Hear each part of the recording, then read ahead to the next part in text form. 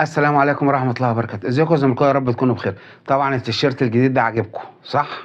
طيب أنا هاقول لكم على حاجة، أنا لقيت على الفيسبوك إعلان عن متجر اسمه وايت ستور. وايت ستور ده يا جماعة 4 فروع، فرع في الهرم، وفرع في العجوزة، وفرع في المهندسين، وفرع في مدينة نصر. صراحةً أنا رُحت الفرع بتاع الهرم، تحفة، تحفة.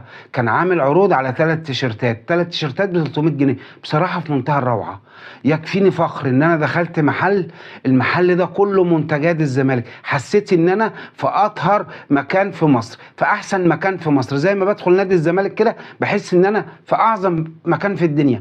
اللي هيروح وايت ستور يا جماعة مع حب الزمالك هيبقى مستور. بصوا الرقة، بصوا الجمال ده، بصوا الجمال، بصوا الشعار الجميل، بصوا، بصوا حتى الكارت، حتى الكارت نفسه، الكارت نفسه اللي مكتوب عليه السعر والمقاس ما يترميش، والله حاجة جميلة جدا، حاجة قمر، حاجة تحفة.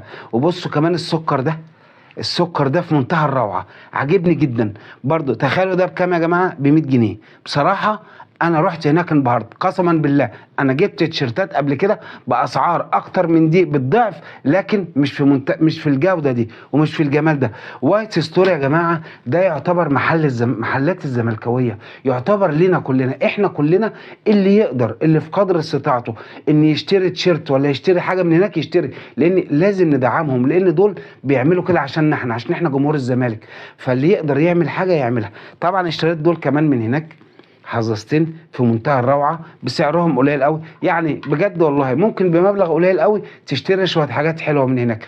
وهتقولوا لي بتعمل لهم دعايه ليه؟ اه طبعا بعمل لهم دعايه، لازم اعمل لهم دعايه، مش زملكاويه. اي حاجه زملكاويه تبقى فوق دماغي، اي حاجه مش زملكاويه ولا كاني شايفها. عرفتوا ليه؟